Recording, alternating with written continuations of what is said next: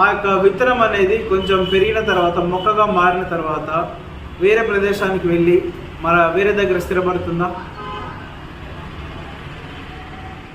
ఆ గింజ పెరిగిన తర్వాత, కొంచెం మొక్కగా ఎదిగిన తర్వాత ఆ ప్రదేశంను మారి రకరకాల ప్రదేశాలకు వెళ్తుందా? వెళ్ళదు. ఎక్కడైతే ఆ విత్తనము నాటబడుతుందో చనిపోయేంత వరకు అదే స్థలంలో ఉంటుంది, స్థిరత్వం కలిగి ఉంటుంది. అదే రీతిలో ఒక విశ్వాసిగా నీవు ఒక సంఘములో నాటబడిన తర్వాత, ఒక క్రైస్తవునిగా నీవు క్రీస్తులో నాటబడిన తర్వాత నీ ఉనికి ఎక్కడ ఉంది? నీ స్థిరత్వం ఎక్కడ ఉంది?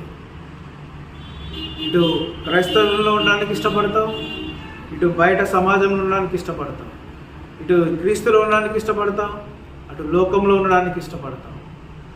స్థిరత్వం లేని జీవితాన్ని జీవిస్తూ ఉన్నాము. అందుకే దేవుని యొక్క లేఖన భాగం ఏం సెలవిస్తుంది? ప్రభువునందు స్థిరులయ్యుండుడి.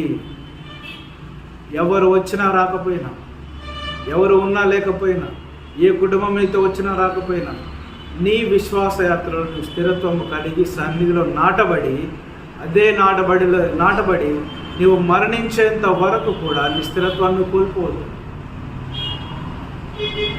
ఒక మొక్కే తన క్రమాన్ని పాటిస్తున్నప్పుడు ఒక మనిషిగా మనం ఇంకెంత క్రమాన్ని పాటించాలి?